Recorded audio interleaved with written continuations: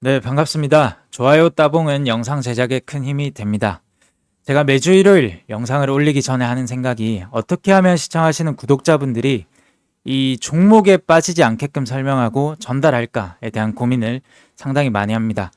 오늘 영상도 종목에 대한 뷰를 공부하는 것이지 그 어떤 사람도 본인 판단의 주체가 되기보다는 주식 가격과 이런 시세들을 판단의 기준으로 삼으시면 좋겠습니다. 대신 저는 괜찮은 정보를 드린 것에 최선을 다하겠습니다. 오늘 공부 종목은 크게는 두 가지이고 하나는 단기뷰, 다른 하나는 스윙 관점의 종목입니다. 순서로는 거래량, 유의미한 차트 분석, 두 번째로 차트 해석 접근법, 세 번째 시간이 되면 섹터를 보는 관점, 그리고 간략 정리까지 하면서 마무리를 하겠습니다. 두 종목 중에 한 종목은 유한양행입니다. 유한양행은 단기로 보는 종목인데 사실 유한양행은 다들 지금 많이 노리시는 종목일 걸로 생각을 합니다. 렉나자, 폐암신약 FDA 승인 기대감에 지금까지 이렇게 상승을 했다면 8월 21일에는 재료가 장전에 노출이 되면서 대량 거래가 터진 윗꼬리 장대 음봉이 나왔습니다. 시가부터 해서 이때 8월 21일에 매물, 그런 물량은 대부분 개인 투자자입니다. 개인 투자자가 2,600억 정도 대량으로 들어오면서 대부분 물렸다라고 볼 수가 있겠죠. 뭐 이때 잡은 사람이든 이때 잡은 사람이든 그냥 결국은 종가가 최저가로 마감을 했기 때문에 들어왔던 개인 수급은 다 물렸다라고 생각을 할 수가 있는데 여기서 그 다음날 이렇게 거래를 조금은 줄이면서 양봉 도직 캔들로 21선 아랫꼬리 달면서 받쳐줬습니다. 결과론적으로는 상승을 했지만 사실 이 시점에 받쳐놓는 캔들, 하락과 데드캣 바운스, 반등과 다시 한번 하락을 위한 받쳐놓는 것인지 아니면 상승을 위한 받쳐놓는 것인지 이 시점까지는 사실 아무도 모릅니다. 결과론적으로 보기 전까지는. 근데 지금 보니까 이 대량 거래가 장대 음봉이 나왔던 이 시가와 그리고 이 고점, 고가를 8월 21일에 고가를 더 많은 거래량으로 능가를 하면서 역대급 거래가 들어오면서 이 8월 21일 들어왔던 개인의 매물을 모든 것을 다 본전 탈출을 시켜줬습니다. 여기서부터 이까지 지금 현재 이론적으로는 그냥 물린 사람은 없다 이렇게 볼 수가 있겠죠. 물론 물린 사람이 있지만 그냥 이 캔들만 봤을 때는 물린 사람은 없습니다. 그래서 이 수급이 어디로 빠져나갔냐, 어디로 옮겨갔냐, 손바뀜이 어디서 나왔냐 보니까 이 외국인이죠. 외국인 프로그램이 잔뜩 들어오면서 수급이 이동이 되었습니다. 그리고 기간, 빠른 차익 실현을 자주 취하는 그런 성향의 사모펀드가 들어왔는데 물론 프로그램도 마찬가지죠.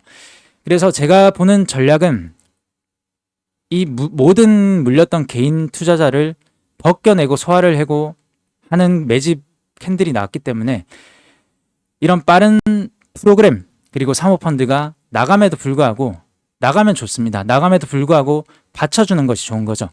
나감에도 불구하고 받쳐준다는 것은 이 종목은 다시 한 차례 상승을 위한 받쳐줌이기 때문에 이런 시가 공략 또는 5일선 공략 이런 부분을 한번 잘 보시면 좋을 것 같습니다.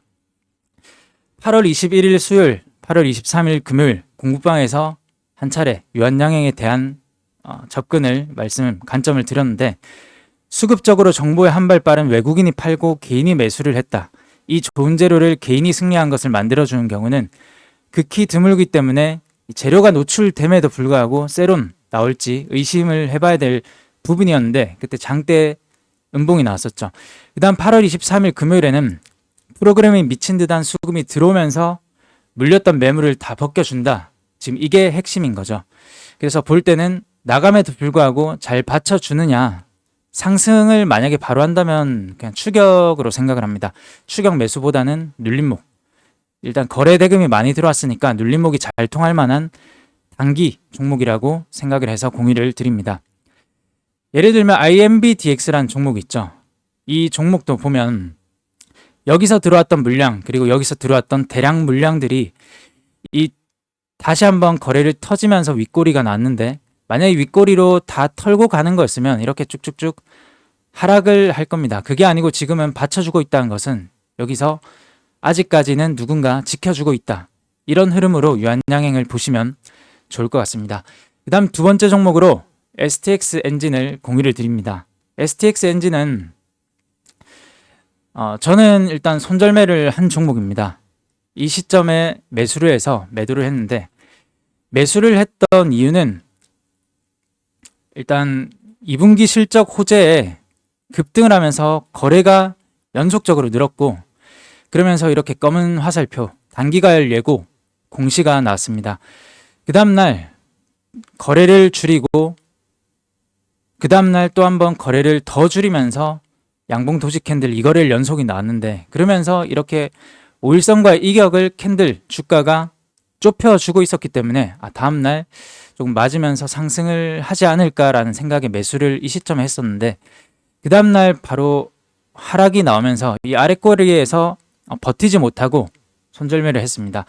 지금 다시 보는 이유는 이 종목은 이렇게 긴 아랫꼬리 기준으로는 2거래일 연속, 그리고 그냥 아랫꼬리, 짧은 아랫꼬리 다 쳐서는 1, 2, 3, 4, 5거래일 연속 아랫꼬리로 누군가 매수를 하고 저점 매수를 하고 누군가 받쳐주고 있다, 이렇게 해석을 해볼 수 있습니다.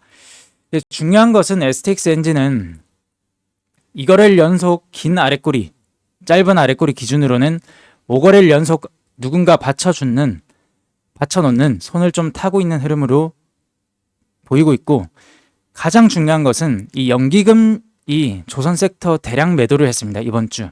그런데 별개로 움직이고 있다, 이게 조금 특이점이 있는 것 같아서 이렇게 공유를 드립니다. STX 엔진 실적 추이를 보면 매출액이 이렇게 증가를 하고 있고, 매출액뿐만 아니라 이 영업이익률이 더 큰 폭으로 증가를 하고 있습니다. 매출이 늘고 영업이익률이 증가하니 구조상 순이익은 당연히 증가하는 흐름을 보이겠죠. 2분기 실적 서프라이즈의 상승을 했다면 2024년도에도 아주 견조한 실적 상승을 예상을 하기 때문에 이런 종목은 좀 좋게 볼 수가 있을 것 같습니다. 먼저 단점부터 보기 전에 조선 방산 관점 7개를 나열을 했습니다. 첫 번째, STX 엔진에서 개발한 엔진이 하나 에어로스페이스 K9 자주포의 탑재, 중동 수출 가시화. 두 번째로 요르단 9월 2일에서 5일까지 특수전 관련 방산 박람회가 있습니다. 세 번째로 아제르바이젠 9월 24일에서 26일까지 국제 군사 박람회. 이 두 번째, 세 번째는 중동 일정 모멘텀으로 볼 수가 있겠죠. 네 번째로 이스라엘 그리고 러시아, 우크라이나 이런 전쟁 이슈가 지속이 되고 있다는 것은 방산 모멘텀은 꾸준히 있다. 다섯 번째로 트럼프 지지율이 해리스를 넘으면서 상승을 또 해주고 있다. 트럼프는 LNG 규제 철폐, 중국 조선업 규제를 하면서 국방비를 증가시키는 성향의 인물이기 때문에 조선 방산 모멘텀으로 볼 수가 있습니다. 여섯 번째로 신조성가 지수 189 역사적 고점에 근접을 하는 흐름이고, 일곱 번째 원달러 환율, 미국 달러 가치가 높이면서 고환율 수혜주는 조선 방산입니다.